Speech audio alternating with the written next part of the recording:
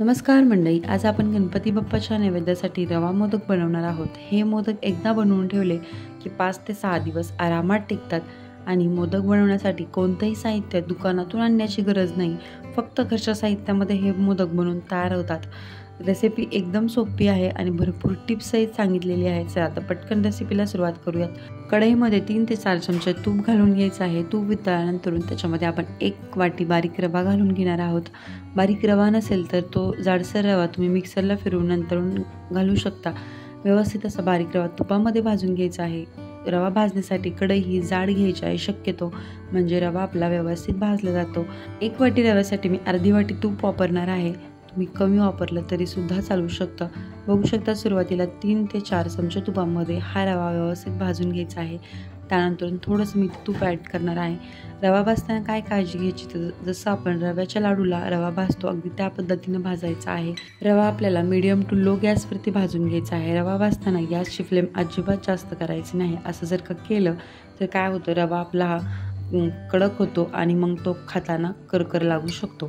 त्यामुळे medium to low गॅसवरती रवा व्यवस्थित सुगंध येईपर्यंत भाजून घ्यायचा आहे. म्हणजे रवा व्यवस्थित भाजलाही गेला पाहिजे आणि करपला सुद्धा नाही गेला पाहिजे.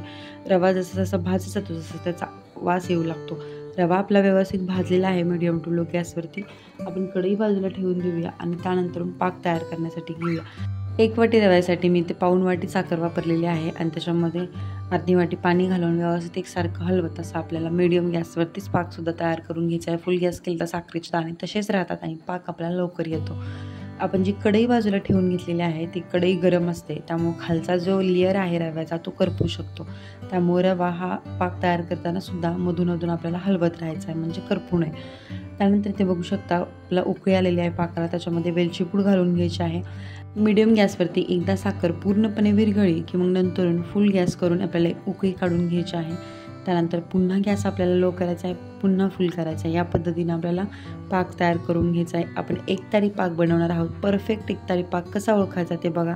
चमच्यावरती थोडासा पाक काढून घ्यायचा आणि थंड करायचा फुकून किंवा नॉर्मल टेम्परेचरला. त्यानंतर हातावरती या पद्धतीने आपल्याला चेक करून घ्यायचा आहे. बघू शकता अजूनही पाक आपला थोडासा कच्चा आहे. सुरुवात झालेली आहे फक्त पाक यायला, एक तार बनत नाही आहे.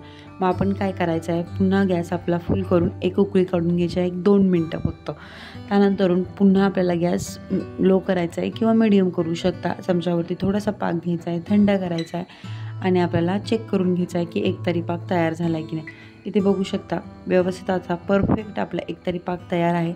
लगेच गॅस बंद करून घ्यायचा आहे. अजिबात पाक पुढे जाऊन द्यायचा नाही आहे. मस्तपैकी आपला पाक आलेला आहे. आता आपण याच्यामध्ये तूप घालून घेणार आहोत. तूप पाकामध्ये घातल्याने काय होतं, मोदक आहेत ते एकदम मऊसूद असे होतात आणि आतून सुद्धा एकदम भुसभुशीत असे. चला तर मग तूप विरघळून घेतलेलं आहे. त्यानंतर हळूहळू सगळा पाक करून आपण या रव्यामध्ये घालून घ्यायचा आहे. मस्तपैकी आपण सगळा पाक घातलेला आहे. हे मिश्रण तुम्हाला आता थोडंसं पातळसर वाटत असेल, पण एक झाकण ठेवून आपल्याला हा रवा फुलण्यासाठी ठेवून द्यायचा आहे. त्यानंतर याच्यामध्ये ड्रायफ्रूट्स घातलेले आहेत, तुम्ही तुमच्या आवडीनुसार घालू शकता. व्यवस्थित मिक्स करून घ्यायचं आहे आणि याच्यावरती झाकण ठेवून 1-5 मिनटं आपण याला फुलण्यासाठी ठेवून देणार आहोत. मंडळी, तुम्हाला जर का माझ्या रेसिपी आवडत असेल तर आपल्या चॅनलला सबस्क्राईब जरूर करा आणि बाजूची जी बेल घंटा आहे ती सुद्धा प्रेस करा, म्हणजे नवीन व्हिडिओचं नोटिफिकेशन तुम्हाला नक्की मिळेल. व्हिडिओ आवडला असेल तर व्हिडिओला लाईक, शेअर आणि कमेंटसुद्धा करा. 5 मिनिटांनंतर हे मिश्रण एका प्लेटमध्ये काढून थंड करून घेतलेलं आहे. थोडंसं कोमटच आहे. त्यानंतर एक मोदकाचा मोल्ड घेतलेला आहे. त्याला तूप वगैरे मी लावलेलं नाही आहे, कारण का हे मोदक बनवण्यासाठी या रव्यामध्ये मी भरपूर तूप वापरलेलं आहे.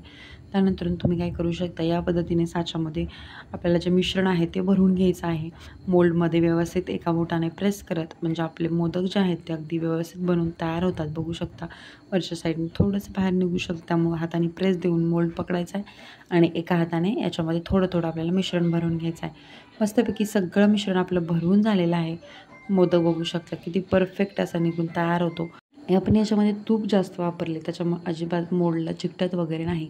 तुम्ही जर का तूप कमी वापरणार असाल तर मोदक बनवण्यापूर्वी मोल्डला तूप लावून घ्यायचं आहे. त्यानंतर याच्यामध्ये सगळं मिश्रण घालून घ्यायचं आहे. मस्तपैकी आपलं मोदक तयार आहे. थंड करून तुम्ही फ्रीजमध्ये एक 7 ते 8 दिवस आरामशीर ठेवू शकता. याच पद्धतीने आपण मोल्डमधून सगळे मोदक तयार करून घेणार आहोत. अतिशय सुंदर असे मोदक बनवून तयार होतात. मंडळी, चला तर मग पुन्हा भेटूयात अशाच नवनवीन चमचमीत, झणझणीत, टेस्टी, गोड अशा रेसिपींसोबत. तोपर्यंत मस्त खा आणि स्वस्त राहा. व्हिडिओ बघितल्याबद्दल तुम्हा सर्वांचे मनापासून खूप खूप धन्यवाद.